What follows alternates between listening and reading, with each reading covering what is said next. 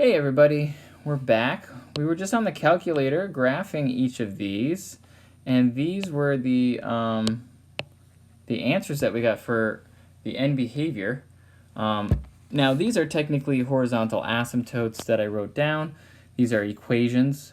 The end behavior would actually be as x goes to negative infinity, f of x goes to 0, as x goes to infinity, f of x approaches 0.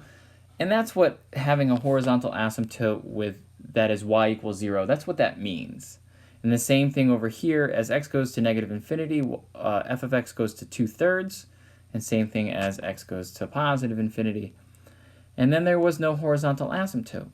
But if you look at these three equations that we have, these are almost identical. The only difference is the degree of the numerator and denominator. And so we can actually boil this down into three different categories. So if the degree of the numerator is less than the degree of the denominator, meaning the denominator has a higher degree, like in this first one, this number gets bigger faster than this number does. And when I'm dividing by a larger number, my number gets smaller. It gets really close to 0.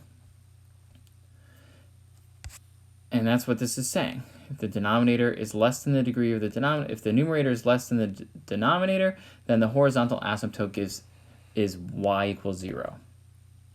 Now, if the degree of the numerator is equal to the degree of the denominator, then the horizontal asymptote of the rational function is y equals, and then it's the ratio of the leading coefficients of the numerator and denominator. So in this case, the ratio of these. Since these are both approaching infinity at the same rate, or negative infinity at the same rate, then what we end up with is just the ratio of these leading coefficients. Okay? And then there's the third scenario where if the degree of the numerator is greater than the degree of the denominator, then the horizontal asymptote of the rational function does not exist. So here there is no horizontal asymptote because this numerator gets bigger faster than the denominator. And so this is a big number divided by another big number, but this one's bigger. So a bigger number divided by a big number is still just a big number. And so there's no set number that we approach. So if we want to find some horizontal asymptotes, all we have to do is look at the degree of the numerator and denominator, compare them. In this case, they're the same. And if they're the same, that means we're going to take the ratio of the leading coefficients, and that is my horizontal asymptote. There it is. Done. So again, I'm looking at the degree of the numerator and the degree of the denominator, and I'm comparing them. The denominator has a larger degree, which means that the denominator is getting bigger faster, which means that I'm dividing by a bigger number, and anything divided by something that's way bigger than it is going to tend to 0. And then for the third one, I'm looking at the numerator degree and the denominator's degree. I'm comparing them. The degree of the numerator is bigger, and so there is no horizontal asymptote. And so I know that I went through this quickly, and it's easy for me to remember. If you needed to go back and look at these three scenarios while you were doing the problems, that's fine for now. As you practice, this will make more sense. It's better to understand what I was talking about. The degree here is bigger, so we're going to 0. We're going to 0 because we're dividing by a bigger number. Okay? So, for example, even if I plug 10 into here, right, I get 20 over 101. Whereas if I plugged in 0, I get 2.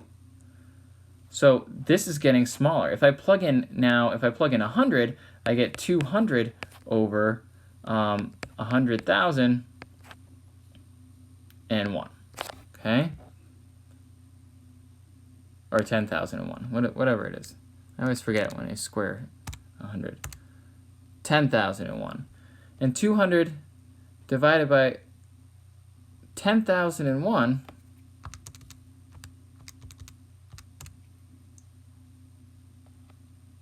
nope, that's 1,001, is 0.019. So this was about 0.2. This is like 0.02. And then as I plug in larger and larger values, I'm going to get 0.0002 and 0.0000002. So as x gets larger, either positive or negative, I'd get, if I plugged in negative 100, I'd get negative 0.02, but that's still getting closer and closer to 0. So that's the idea behind these horizontal asymptotes.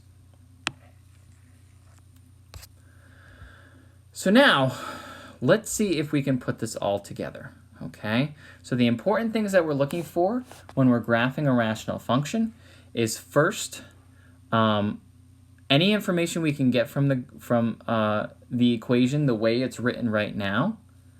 And the way it's written right now, I can see that the degree of the numerator and denominator are the same.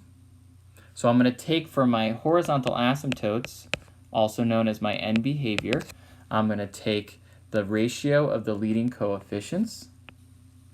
So y equals 2 is the horizontal asymptote. And I'm going to do this a little bit more formally in the graph paper that I have on the next page. But for right now, let's just put a 2 here. I'm going to put a horizontal dotted line, which really is only applicable way out here, like towards the, like from here on and from here on. In the middle of the graph, it doesn't really matter, but I'm just going to draw it all the way across. It's going to give me a boundary, okay? I can also find my y-intercept in this form, because if I plug 0 in, this term goes, let's clear this out first, okay? If I plug in 0, this term goes away, this term goes away, and so my y-intercept is 2/9. It's 0, 2/9. So 2/9 is smaller than 2, so I'm just going to put it down here, okay? And then I also want to find things like the vertical asymptotes. And I also want to find the x-intercepts. So x-intercepts and vertical asymptotes is what I find from the factored form of all of this. So if I factor this, I can factor a 2 out of the top, and that leaves me with x squared minus 1, which factors, there's still a 2, x plus 1, x minus 1. In the denominator, x squared minus 9 is x plus 3x minus 3.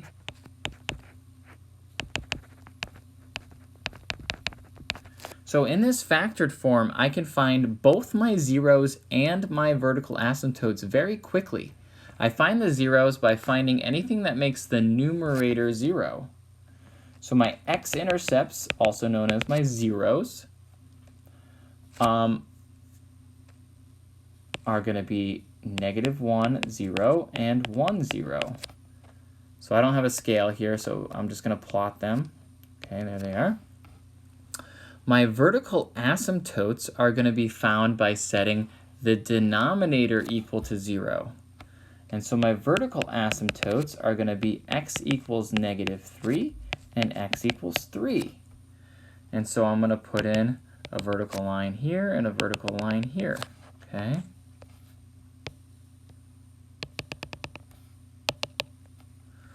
Now,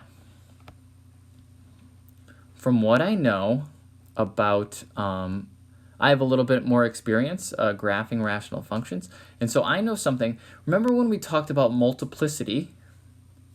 Well, the multiplicity still applies to these zeros, so I know that these are going to go through the x-axis, okay? But there's also something that is associated with the vertical asymptotes.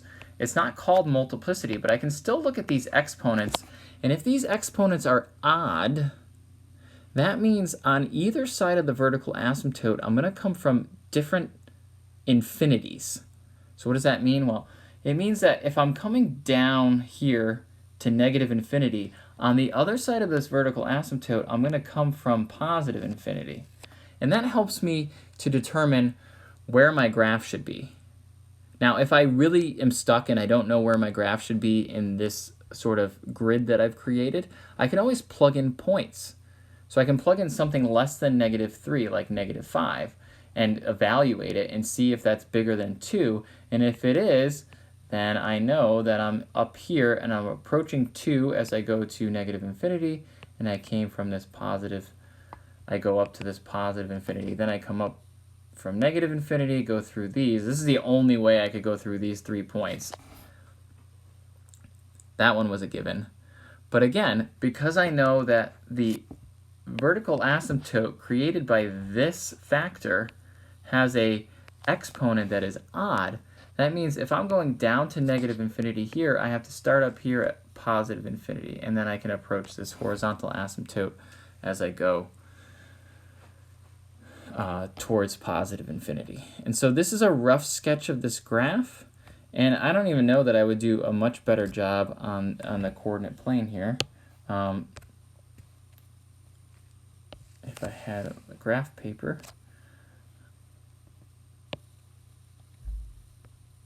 Okay, I'm going to go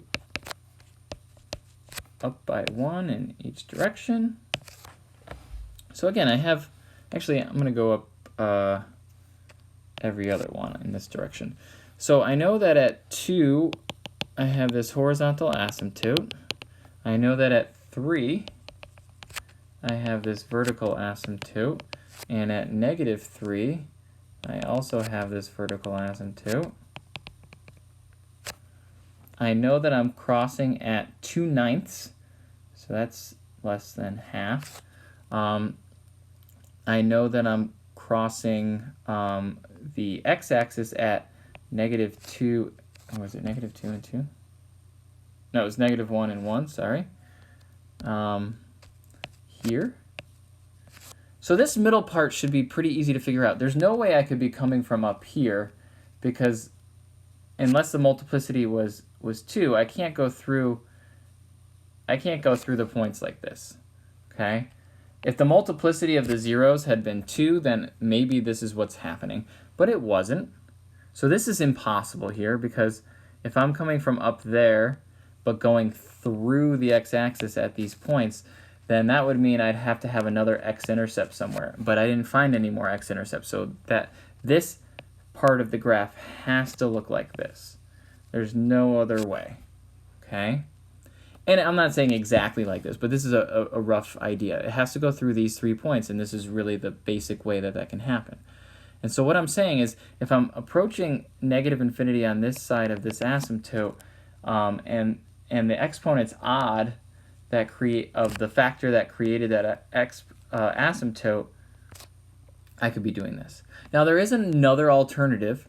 It could have come down past the horizontal asymptote and then approach from values that are slightly smaller. And if you're really interested to know and graph this extremely accurately, you can plug in values. You can use the table function that we talked about on the calculator, and you can say, and well, am I approaching 2 from values that are bigger than 2 or smaller than 2? If it's smaller than 2, it's going to look like this. If it's bigger than 2, it's going to look like this over here. So it's up to you to plug in values in each section of the graph to determine what the graph might look like more accurately. All right, so we're going to put it all together again in the next video, and we're going to look at this